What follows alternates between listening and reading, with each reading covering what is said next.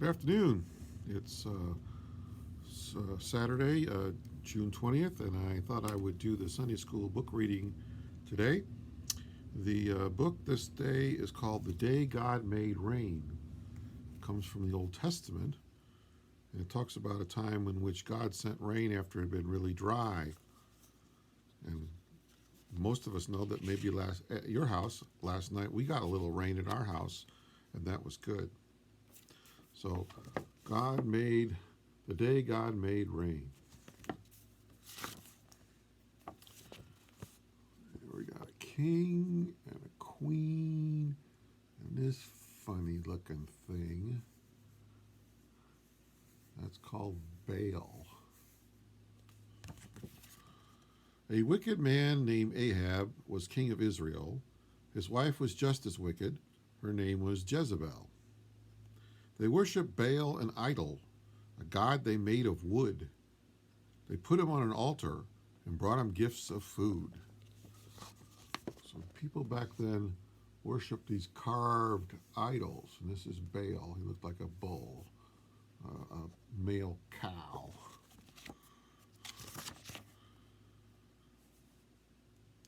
A servant of Jehovah, Elijah was his name, was sent by God to Ahab to talk about the rain. There's going to be a dry spell, no matter what you do. Not only will the rain stop, there won't be any dew. So here's Elijah, and he says it's not going to rain. And here's the king and the queen, and it's a couple of soldiers, and you can tell they do not like his message. The king became quite angry and called Elijah names. He told his men to seize him and bind him tight with chains. They reach out to grab him, and what happens? God. Before the man could grab him, God whisked him far away into a place where ravens flew to bring him food each day. So he's gone. The soldiers couldn't get him, but he's out here, and ravens, blackbirds, brought him food each day, so he had something to eat, even though it wasn't raining. Next, God sent Elijah to a widow who would give the little food and drink she had to help Elijah live. Elijah found the widow and asked her for some bread. She said her food was almost gone, and soon they'd all be dead. You need not fear, Elijah said. The Lord will care for you. He will give you flour and jars of oil too. So he sent to this widow, poor woman, and told, don't worry about it. God will take care of the food.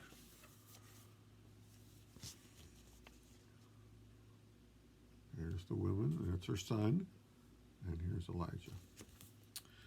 The widow baked a loaf of bread, but just before they ate, Elijah prayed that God would bless the food upon their plates. Uh-oh. What happened to him? She looks sad. What's he doing? The widow's son grew sick and died.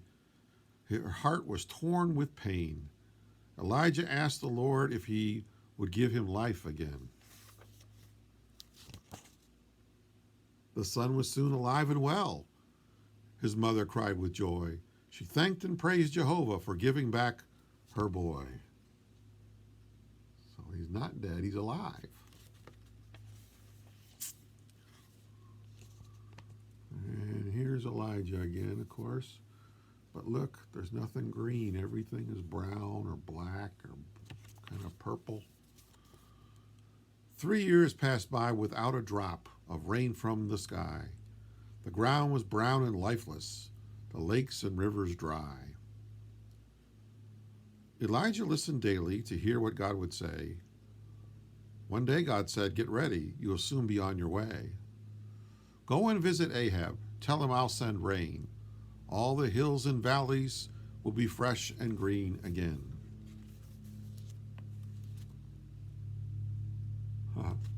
He goes to see it, but that guard is not happy. Elijah went and met a servant of the king who said that Ahab still was mad and wouldn't hear a thing. Elijah said, Tell Ahab that I am here once more, and tell him God will send the rain that we have waited for."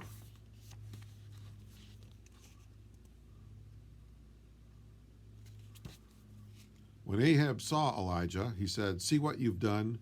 Without the rain to grow things, there's no food for anyone." "It wasn't I who stopped the rains," Elijah told the king. "The Lord Jehovah rules the earth and every living thing." "Let's have a test so we will know that one and only God. Let's see if Baal can make it rain on this dry and dusty side." Points was we're going to meet out here on this mountain. We're going to meet out here. "We'll all meet on Mount Carmel and build 2 altars there. Then you will ask your God if he has any rain to spare. Up upon each altar pile some wood and place a bullock there, but do not set the wood on fire. We'll start a fire with prayer."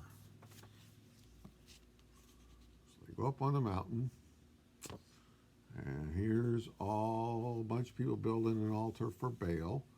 And down here is Elijah. He's building kind of a small one for God.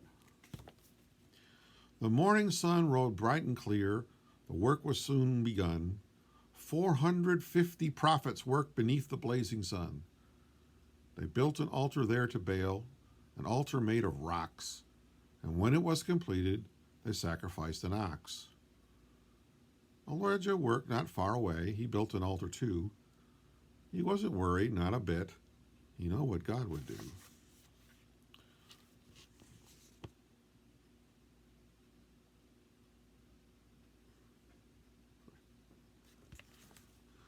The prophets prayed that God would start a fire to burn the wood so they could show Elijah that their God was very good. They prayed for half a day or more, but it was all in vain. No matter how they screamed and yelled, their idol sent no rain. Elijah started teasing. He said, "I have a hunch that Baal is either sleeping or out somewhere for lunch." The prophets grew exhausted and fell upon the ground. They stopped their noisy wailing. It was quiet all around. So they're all tired. Here comes Elijah. There's his ox and his altar. Elijah stood and raised his arms. His voice was loud and clear. The prophets listened as he spoke. His words reached every ear. "Put some water on this wood and on my offerings too. Then watch the skies and you will see just what my God will do." Then as they watched, Elijah prayed, "God, let these heathens see that you alone are Lord of all for all eternity."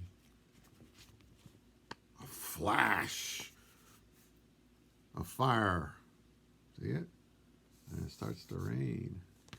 A flash of fire consumed the bull that lay upon the altar. It also burned the wood and stones and dried up all the water. Soon the air was filled with rain. It splattered everywhere.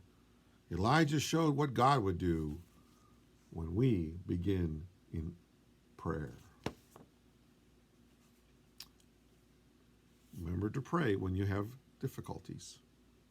The Lord be with you.